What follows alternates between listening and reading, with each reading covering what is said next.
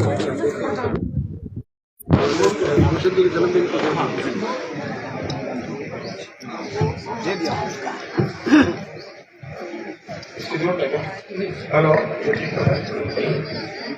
आज गांव सीसवाड़ा में समस्त ग्राम पंचायत और सभी ग्रामवासियों के द्वारा जो अभिनंदन समारोह का आयोजन आप लोगों ने करवाया। आज यहाँ स्टेज पर विराजमान हमारे जननायक जनता पार्टी के जिला के अध्यक्ष श्री रमेश गोदारा जी, श्री रणजीत पनिहार जी, समाज सेवी पूर्व में प्रत्याशी रहे, श्रीमती बेबी प्रताप जी सहारण जो आज इस प्रोग्राम के आयोजक हैं, सरपंच सीसवाड़ा, जननायक जनता पार्टी के प्रत्याशी रहे वीरेंद्र जी, प्रद्युमन जोशीला जी, श्री विशंबर जी, श्रीमती सुमित्रा जो महिला प्रधान जननायक जनता पार्टी, महावीर जी, श्री अजय जी ब्लॉक समिति, जेपी त्यागी जी, राम कुमार जाखड़ जी,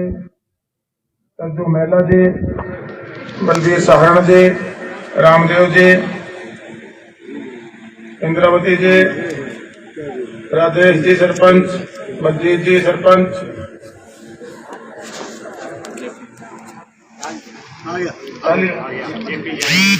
जेपी जी ना भी शोट मेरे पिता तुल्य, मेरे बड़े बुजुर्गों,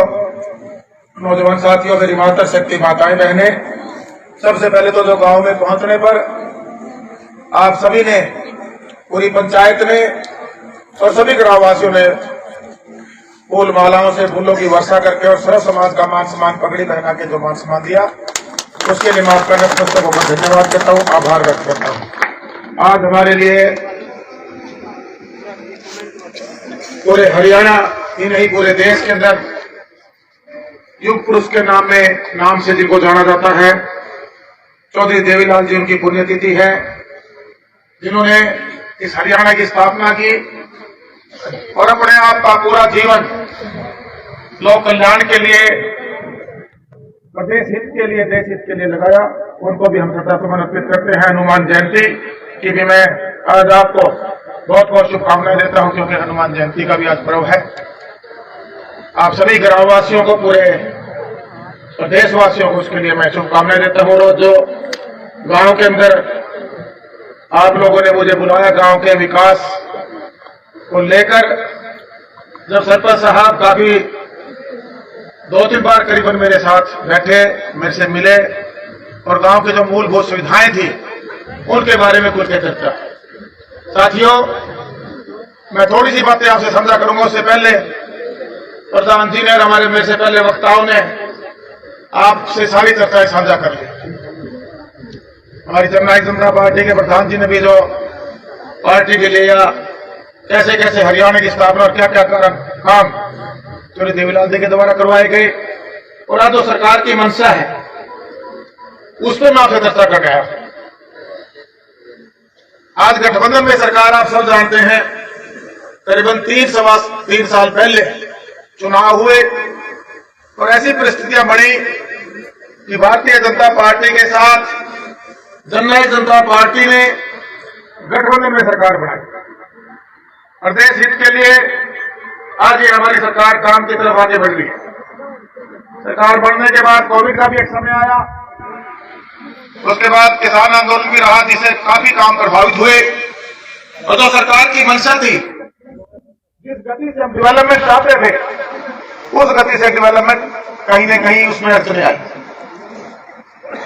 और मैं अपना सौभाग्य मानता हूं, ये एक देशभक्त के घर में मेरा जन्म हुआ, फ्रीडम फाइटर के घर में, और एक किसान परिवार में मेरा जन्म हुआ। मेरा फैमिली बैकग्राउंड कोई पॉलिटिक्स का नहीं है, राजनीति का नहीं है। देशभक्ति और समाज की सेवा, ये हमारे पूर्वजों में जो परवरिश दी, उसको आगे बढ़ाने में जब मैं लगा हुआ था, मेरे हल्के के लोगों को एक उम्मीद जगी, एक दबाव, डर, भय की राजनीति मेरे हल्के में। उसे छुटकारा पाने के लिए उन्होंने मुझे चुनाव मैदान में उतारा। पहला चुनाव तो मैं नहीं जीत पाया, लेकिन एक सम्मानजनक वोट रूपी आशीर्वाद मेरे को हल्का वासियों ने मुझे दिया। हम किसी एजेंडे पे काम कर रहे थे कि एक व्यवस्था परिवर्तन हो, जो लोगों के मूलभूत सुविधाएं, जो संवैधानिक हक है, उनका राइट है, वो उन तक लेकर जाएं। एक समाज सेवी को उन्होंने दूसरे चुनाव में भारी बहुमत से जिताकर विधानसभा में भेजने का काम। 2 साल का समय गुजरने के बाद एक विधायक के नाते मैं जितना अपने हल्के के लिए जो भी बढ़ चढ़कर मैक्सिमम कर पा रहा था, उसमें मेरे प्रयास जारी थे। लेकिन एक हमारी पार्टी की तरफ से, डिप्टी सीएम दुष्यंत चौटाला जी की तरफ से, हमारे हरियाणा प्रदेश के मुख्यमंत्री माननीय मनोहर जी ने अपने कैबिनेट में लिया। और अपना सौभाग्य मानता हूं कि जिस गांव में मेरा जन्म हुआ, इसी गांव की पवित्र धरती पर मैं बड़ा पला हुआ, वही एक बहुत बड़ी जुम्मरी हरियाणा प्रदेश की आबादी जो 70% गांव में बसती है, उसकी डेवलपमेंट की, उसके विकास कार्यों की बतौर मंत्री जुम्मरी सरकार में आज आपके बेटे भाई रोहली को मिली। जब हमने विभाग को संभाला और जब मेरी सरकार की जो परियोजनाएं बनी हुई थी, जो योजनाएं सरकार ने लागू करना चाहती थी, और जो इंडिविजुअली आम आदमी के लिए स्कीम्स थी, वो धरातल पर कैसे जाए, हमने उस पर काम शुरू किया था। आज एक व्यवस्था परिवर्तन जिसको मैं कह सकता हूं, उस पर हम पूरी ताकत लगाने में लगे हुए। सरकारें पहले भी रही, काम उन्होंने भी अपने हिसाब से किए होंगे, लेकिन जब भी हम कई गांव में, मैं खुद की अगर की बात करूं तो गली नाली या चौपाल के सिवा हम किसी बात की तरफ विचार नहीं करते। आज मुझे खुशी होती है जब सत्ताईस संचालक वकील साहब इस मांग पत्र को पढ़ रहे थे, मुझे ऐसा लग रहा था कि पूरे हल्के की मांग कर रहे, जबकि ये पूरे अपने गांव की ही मांग थी। लोगों में एक विश्वास जगा सरकार के प्रति कि जो शहरीकरण की बातें सरकार करती रही, बड़े बड़े मंचों से दावे करती रही, या गांव के अंदर बेटरमेंट के लिए योजनाएं परियोजनाएं सरकारों के द्वारा बनाई गई, उसको धरातल पर लेके आने की आज जरूरत है। आप देखेंगे पिछली 2-3 सरकारों का जो बजट ग्रामीणांचल के लिए सरकारों के द्वारा घोषित किया जाता है, उसका 30, 40, 50% से बजट कभी भी खर्च नहीं हो पाता। डिपार्टमेंट में कुछ अधिकारी कर्मचारियों की कमियां थी। अभी आपने पिछले दिनों देखा होगा कि सरकार ने एक बड़ा फैसला लेते हुए करीबन मैं कह सकता हूं कि 3 दशक के बाद डिपार्टमेंट के अंदर भर्तियां करके डिपार्टमेंट को स्ट्रेंथनिंग करने का काम सरकार ने किया। इसी प्रकार जो योजनाएं परियोजनाएं थी, गली नाली की भी आवश्यकता है, चौपालों की भी आवश्यकता है, लेकिन मुख्य धारा में पूरा गांव एक होकर चले और अपने गांव के अंदर जो मूलभूत सुविधाएं हैं, हम जात पात से ऊपर उठकर सभी सुविधाओं को, जैसे अभी स्टेट संचालक जो करे वकील साहब उन्होंने बताया कि ग्रीनरी की जरूरत है, पानी बचाने की जरूरत है, गांव को साफ रखने की जरूरत है। सरकार के द्वारा जो डेवलपमेंट का पैसा गांव में भेजा जाता है, उसके लिए आम नागरिक को भी जागने की भी जरूरत है। आज आम नागरिक ने कहीं न कहीं अपनी जिम्मेवारी लेने से मैंने कई जगह देखता हूं गुरेज करने लगे आप लोग। कोई भी सरकारी पैसा आता है कि अपनी भावना ये बढ़ गई है कि उसकी तरफ ध्यान नहीं देते, ध्यान देने की जरूरत है। आज अगर हम लोग अपनी जिम्मेवारी ईमानदारी से निभाना शुरू करेंगे तो सरकारों को भी एक प्रेशर बनेगा, सरकार के चुने नुमाइंदे उनको भी एक जवाबदेही तय होगी। आपने अपनी पंचायतें चुनी है, आपकी पंचायत बड़ी, आपके पंच सरपंच साहब बने हैं, समितियों के मेंबर चेयरमैन वाइस चेयरमैन बने हैं, जिला परिषदों के मेंबर वाइस चेयरमैन प्रधान बने हैं, ये सारे के सारे भी काम की तरफ लगेंगे। इनके साथ साथ जो एक बड़ी समस्या जिसको मैं कह सकता हूं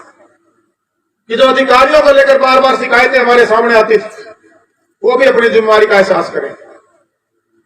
आम नागरिक को जागरूक होना पड़ेगा, निगरानी कमेटियां बनानी पड़ेंगी, और जो डेवलपमेंट के कार्य सरकार गांव में करवाना चाहती है, हम सबको मिलकर,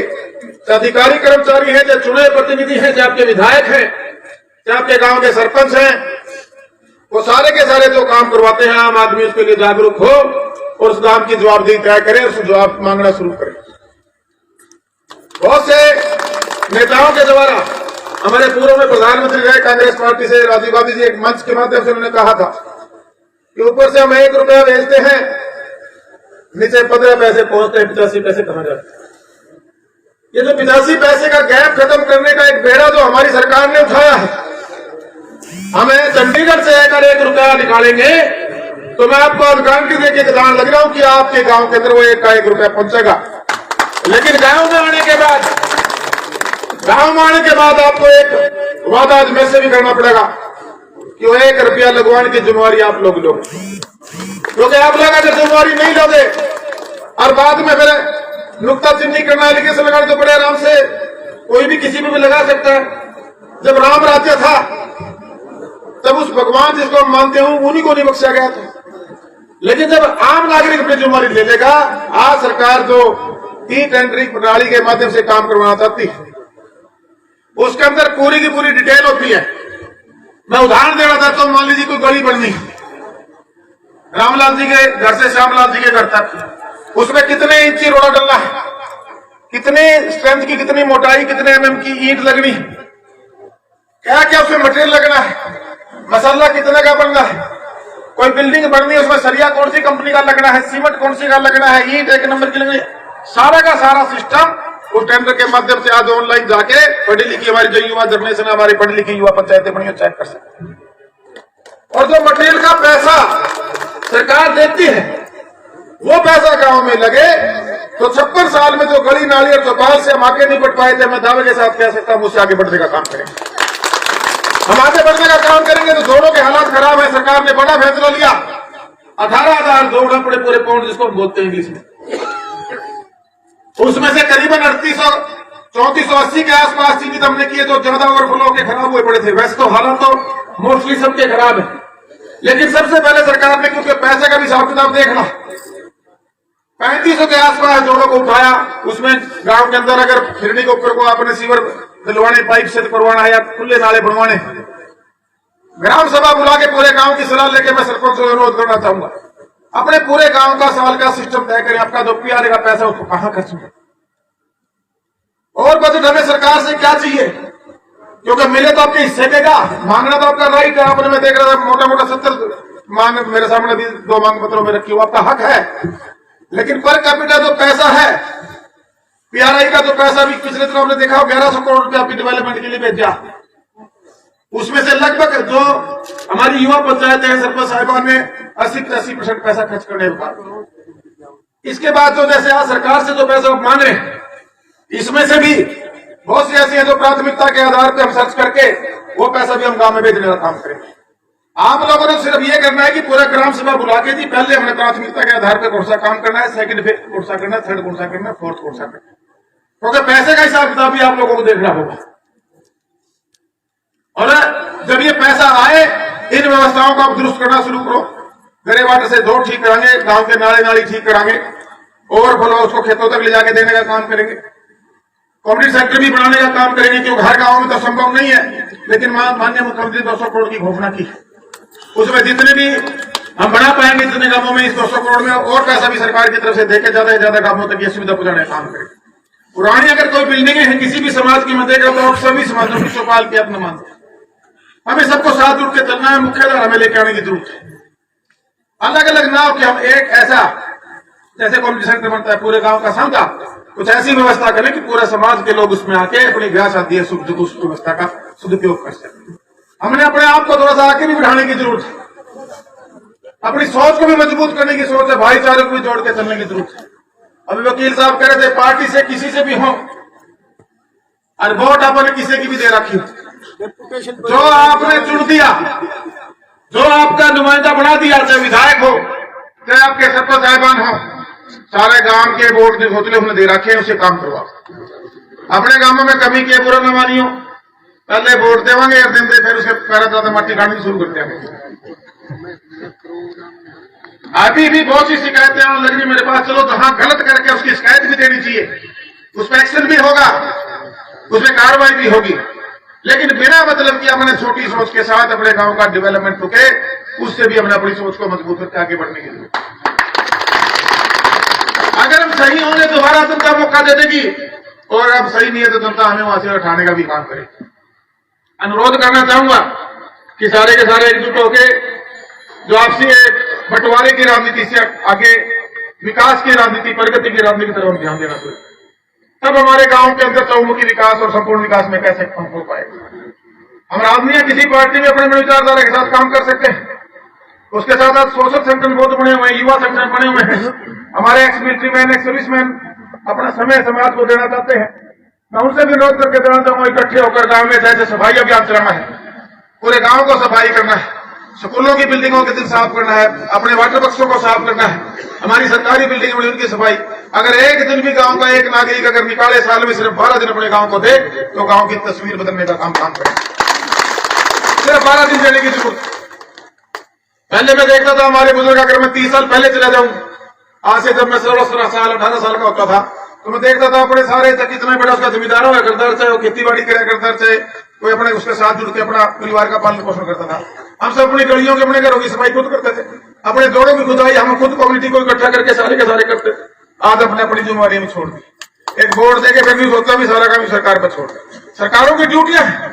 उनको करना भी पड़ेगा, करना चाहिए भी, लेकिन आम आदमी ने भी अपनी जिम्मेवारी संभालनी पड़ेगी। मेरा अनुरोध है, जो मांग पत्र आपने दिया है इस पर विचार करते हुए, मांगे तो आपने ज्यादा मांगी सरपंच साहब, इतनी उम्मीद तो कौन थी, मैंने मगा 7-8 मांगेगा, आपने तो पिटारा खोल दिया, मैं भी मगा ये पूरा हल्का की दुनिया की सरपंच साहब, वैसे अच्छी बात है। मैं आपको बधाई देना चाहूंगा कि आप अपने गांव के प्रति चिंतित थे, और इसमें से जो मैक्सिमम मांग है आपसे फोन पर बात करके एक अमाउंट जो गांव वाइज सरकार भेज सकती है, क्योंकि अभी बांट के देना पड़ेगा 6200 पंचायत में, वो आपके मंजूर करके वो पैसा आपको हम देने का काम करेंगे। क्योंकि अगर ये सारी मैंने मांग इनके एस्टीमेट पर मैं भेज दिया, सब तो इनके एस्टीमेट हम बोले हो लेने में लगा, क्यों जी डीडीपीओ साहब जो काम करवाने हैं उनको मैं मार्क करूंगा,